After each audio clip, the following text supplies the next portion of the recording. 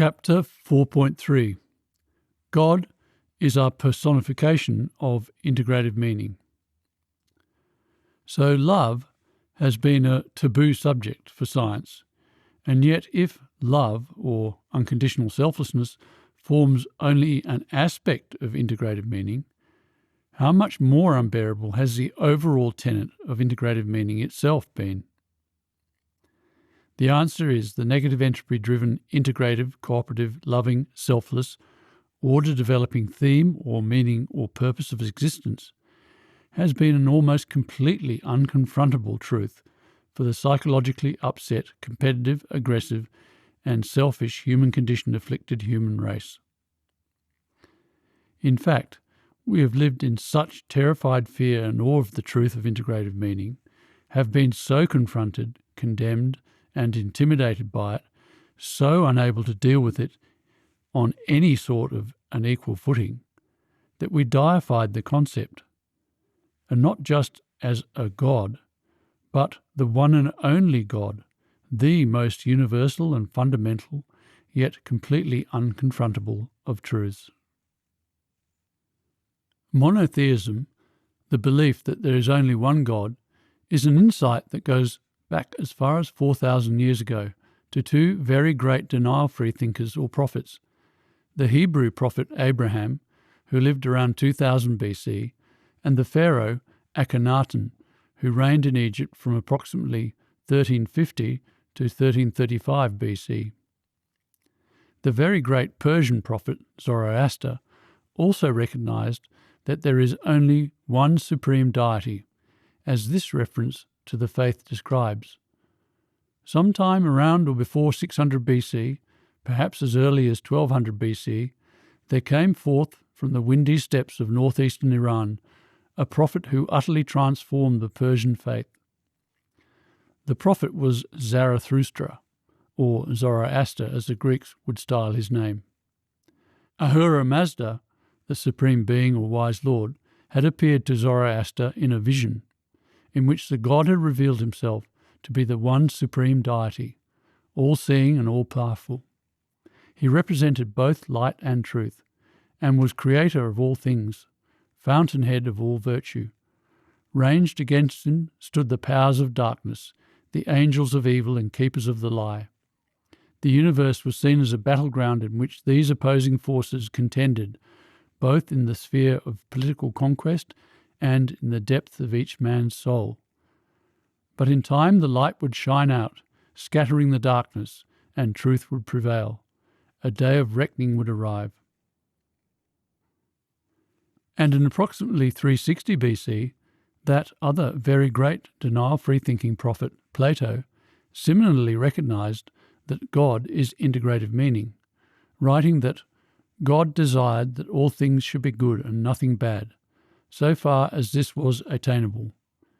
Wherefore, also finding the whole visible sphere not at rest, but moving in an irregular and disorderly fashion, out of disorder he brought order, considering that this was in every way better than the other.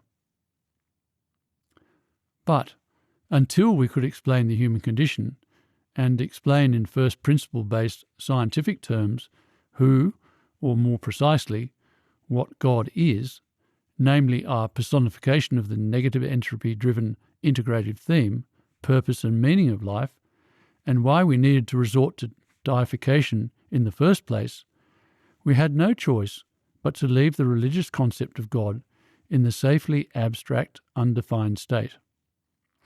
And so, despite integrative meaning being an extremely obvious truth, with evidence of the hierarchy of the order of matter everywhere we look, without understanding of our divisive condition, it was imperative for humanity that human condition avoiding mechanistic science found a way to deny such a seemingly totally condemning truth.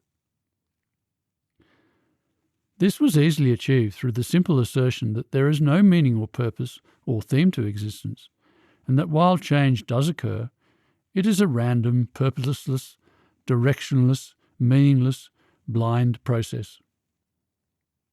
And, as stated, to cope with the imbued recognition of integrative ideality and meaning in the religious notion of God, mechanistic science simply left the concept undefined and undefinable, maintaining it was a strictly abstract, metaphysical and spiritual notion unrelated to the scientific domain. If God existed in any form, it was as an inexplicable deity, a supernatural being seated on a throne somewhere in a remote blue heaven, who could be worshipped from afar as someone superior to us, mere mortals, thus nullifying any direct and confronting comparisons with our own upset state. Religion and science were firmly demarcated as two entirely unrelated subjects.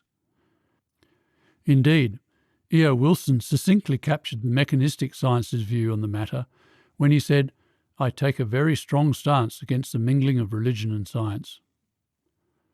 But of course, the truth is, to use Nobel Prize-winning physicist Charles H. Townes' words, they, science and religion, both represent man's efforts to understand his universe and must ultimately be dealing with the same substance. As we understand more in each realm, the two must grow together. Converge they must.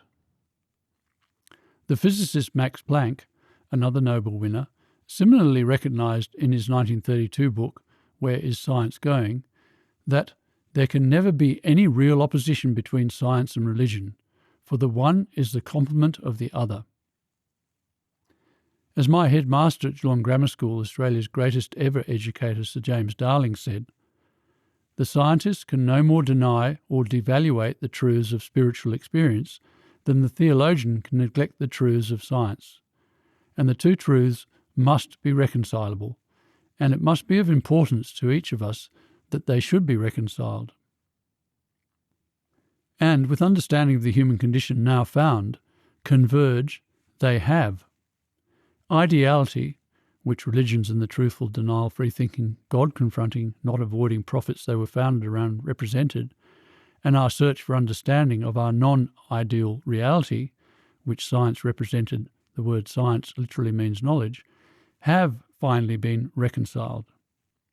Yes, with the human condition now explained and our divisive, seemingly non-integrative state finally understood, all humans can at last safely admit and recognise that there has only been one God, one all-dominating and all-pervading theme or meaning of existence, which is integrative meaning, a truth we recognise when we say God is love.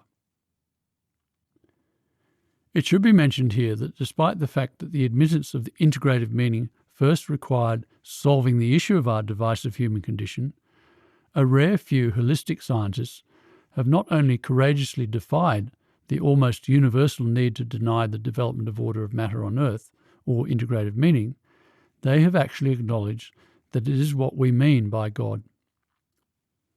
If we include more of what the aforementioned giants of physics, Stephen Hawking and Albert Einstein, said earlier about order being the main characteristic of change in the universe, we can see that they both regarded God to be the personification of integrative meaning. In 1989, Hawking said, "I would use the term God as the embodiment of the laws of physics."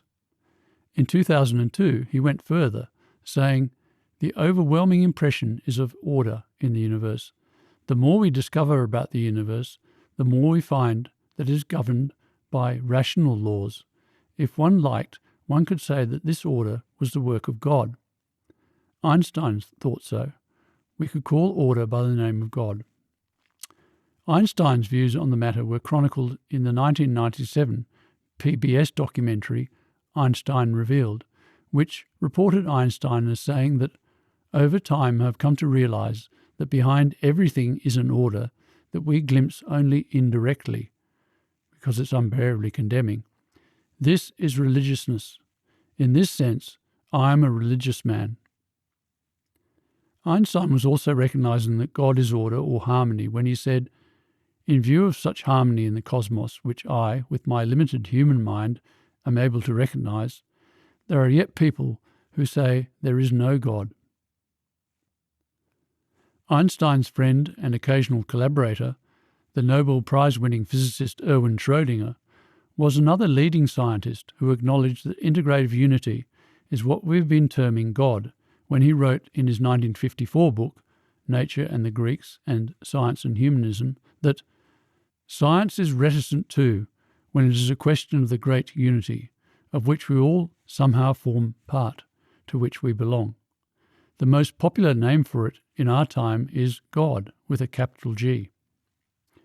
Schrödinger's contemporary and fellow Nobel Prize-winning physicist Werner Heisenberg also recognised the relationship between the integrative meaning of existence that science is able to point to, and the concept of God that religion recognises, when he wrote in 1974, "I have repeatedly been compelled to ponder on the relationship of these two regions of thought, science and religion, for I have never been able to doubt the reality of that to which they point."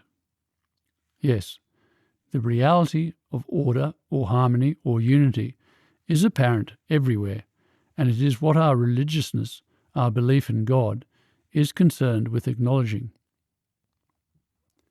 I might mention that while Mahatma Gandhi was an inspired leader of the Indian nation rather than a scientist, he was another who bravely acknowledged that there is an orderliness in the universe. There is an unalterable law governing everything and every being that exists or lives. That law, then, which governs all life, is God. As did Plato, who referred to God, the orderer of all. In his 1987 book, The Cosmic Blueprint, another holistic physicist, the Templeton Prize winner Paul Davies, actually went so far as to protest against the denial of integrative meaning in the world of science, writing that we seem to be on the verge of discovering not only wholly new laws of nature, but ways of thinking about nature that depart radically from traditional science. Way back in the primeval phase of the universe, gravity triggered a cascade of self-organising processes.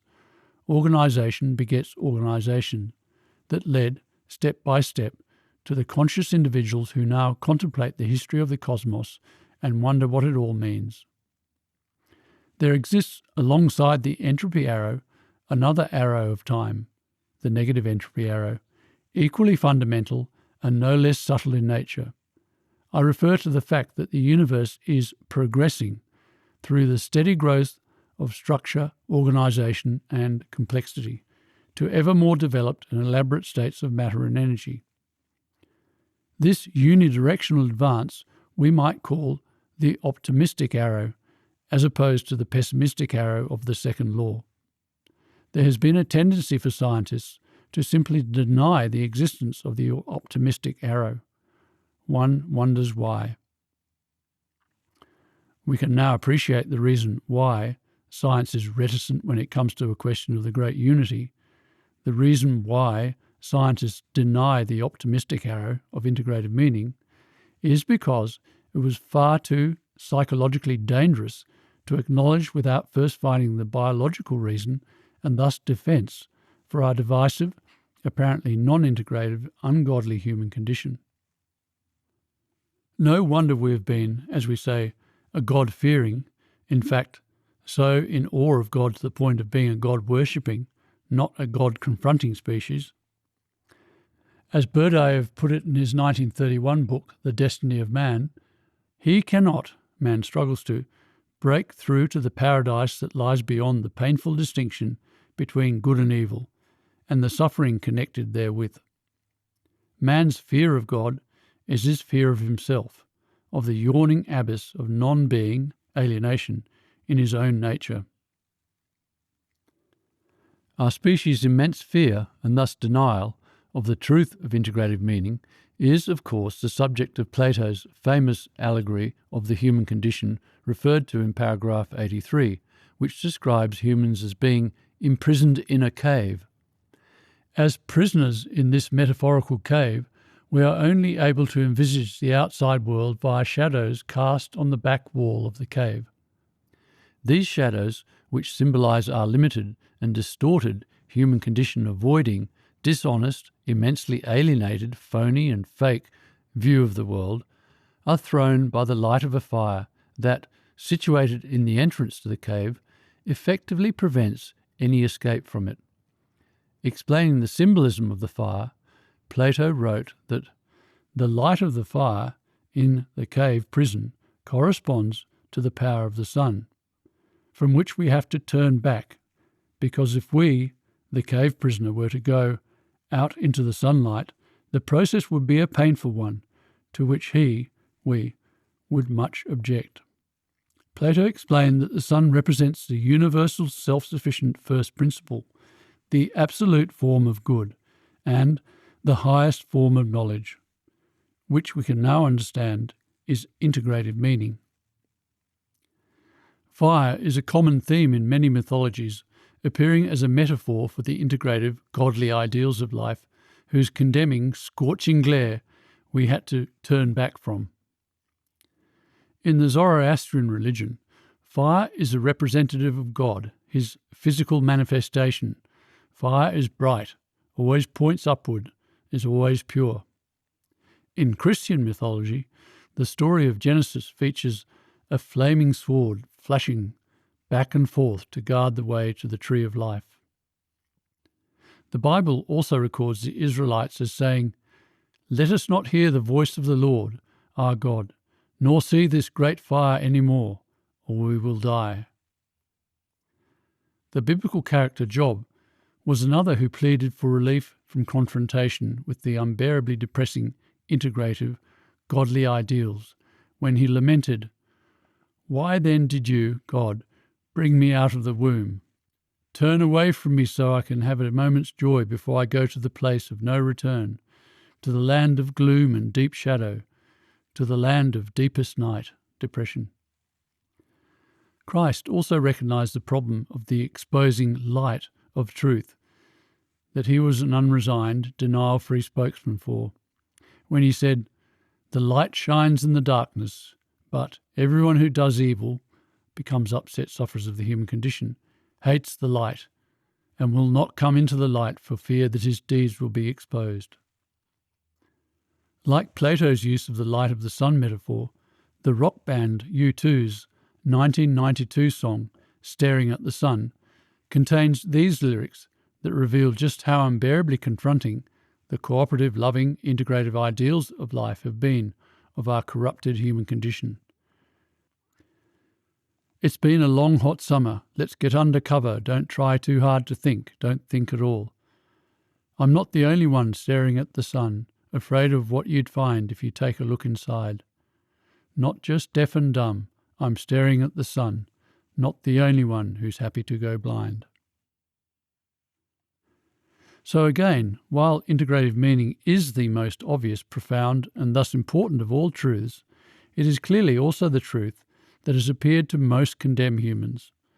And in the absence of the explanation as to why we as a species appear to be so at odds with the integrative meaning of life, we humans have sensibly taken one of two options. We either practice denial of integrative meaning, and even of God, and thus of the issue of our self-corruption, or we indirectly acknowledged our self-corruption by acknowledging the existence of God and embracing some expression of faith that a greater dignifying understanding of our divisive condition does exist and would one day be found. To cope with our less than ideal human condition, there has only ever been either denial or faith. To counter the utter dishonesty of mechanistic science's denial of the existence of integrating meaning or God, support for an extremely literal interpretation of God in the form of so-called creationism and intelligent design emerged. While still having to avoid the human condition and therefore the truth of integrative meaning, these movements did acknowledge God, but only in a fundamentalist way in which God took the form of an actual being who designed life on earth or created the world in just 6 days.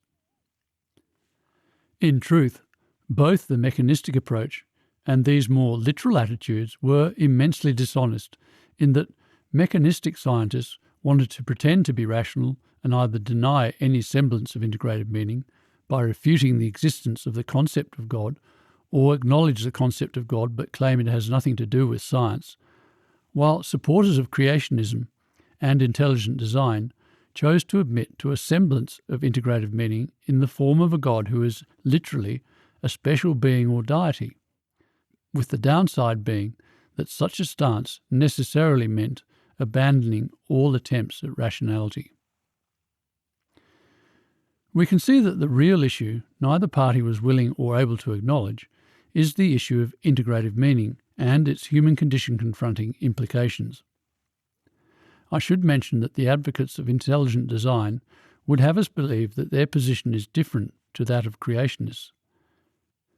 The main website for intelligent design states that the theory of intelligent design is concerned with whether the apparent design in nature is genuine design, the product of an intelligent cause, or is simply the product of an undirected process such as natural selection acting on random variations, and that, unlike creationism, the scientific theory of intelligent design does not claim that modern biology can identify whether the intelligent cause detected through science is supernatural.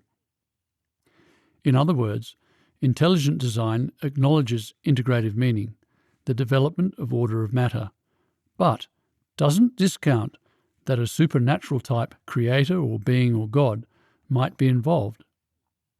So intelligent design is trying to have it both ways, appear to be scientific, but still allow for a supernatural creator. It is still fundamentally similar to creationism, which unscientifically supports the idea of a supernatural creator.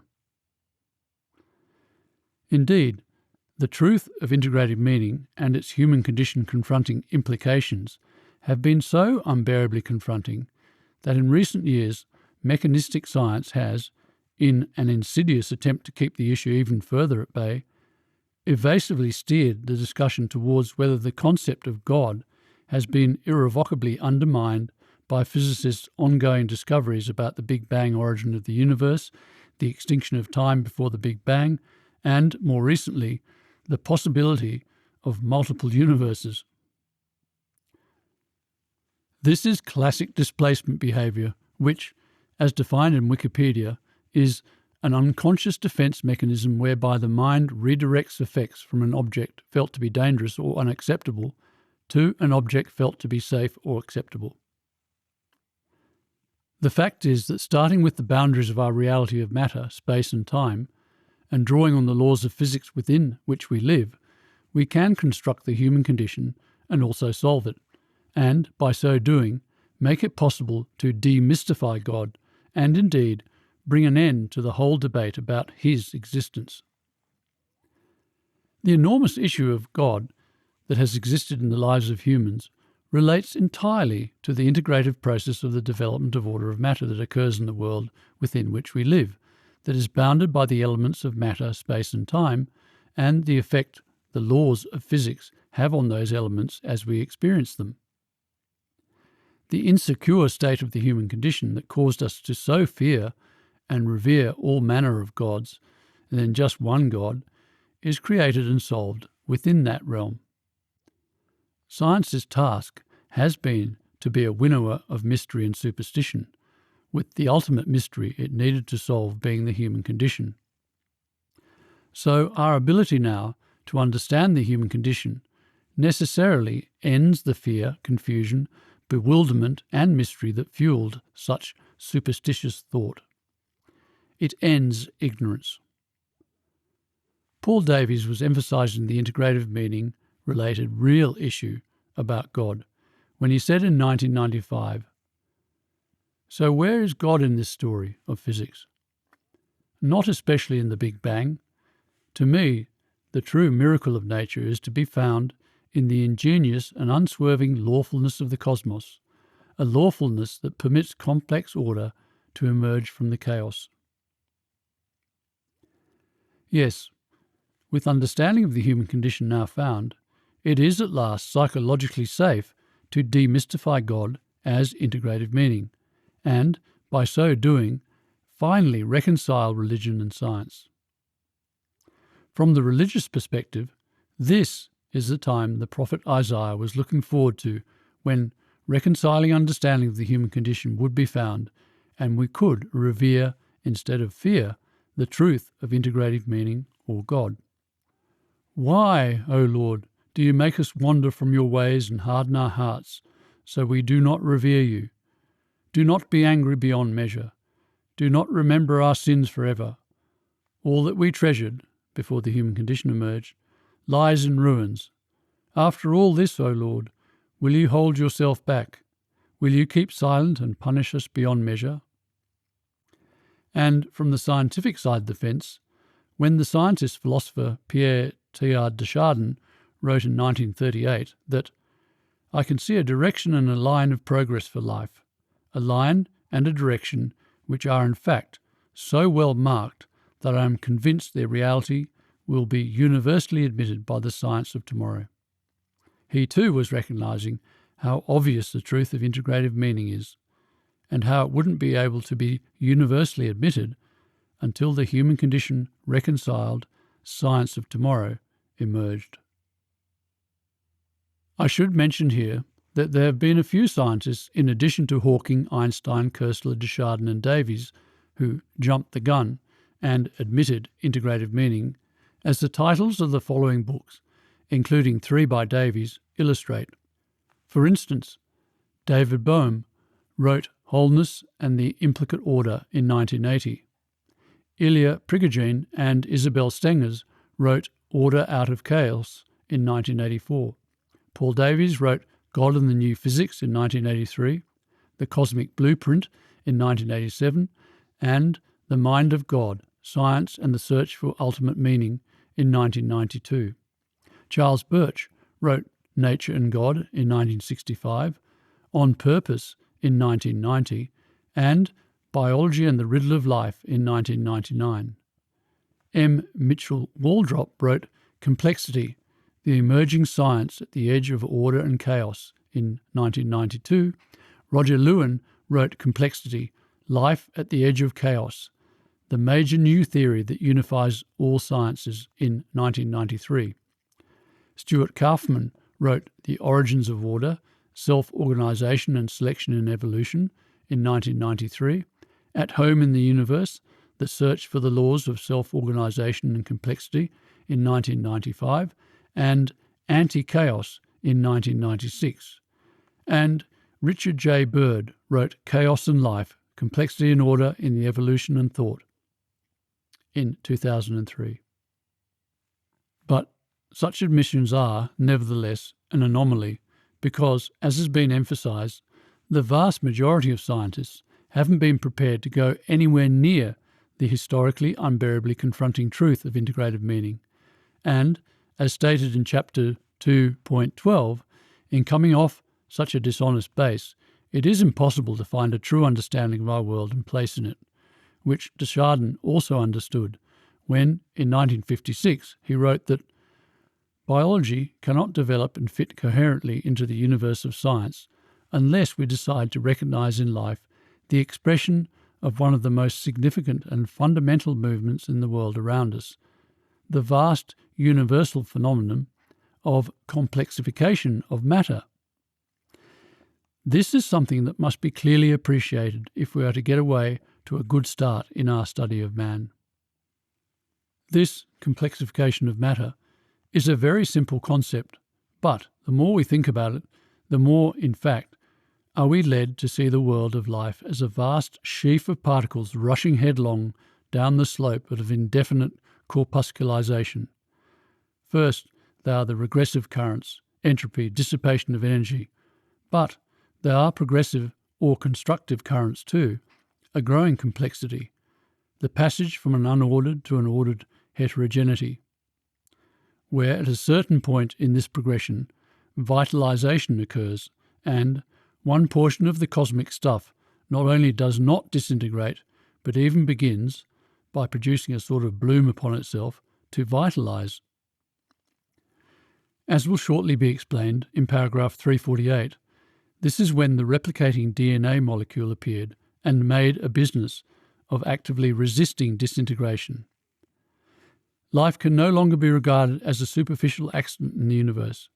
We must look on it as ready to seep through the narrowest fissure at any point whatsoever in the cosmos.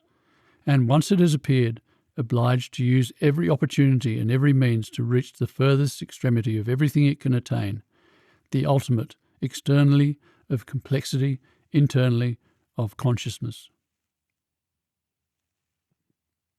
Plato was another who recognized this inherent limitation of the integrative meaning-denying mechanistic approach when, long ago, he wrote that the good, as explained in paragraph 331, the good is integrative meaning, gives the objects of knowledge their truth and the mind the power of knowing, just as the sun makes the things we see visible. The good, therefore, may be said to be the source not only of the intelligibility of the objects of knowledge, but also of their existence and reality. Yes, this loss of the power of knowing has been very serious indeed.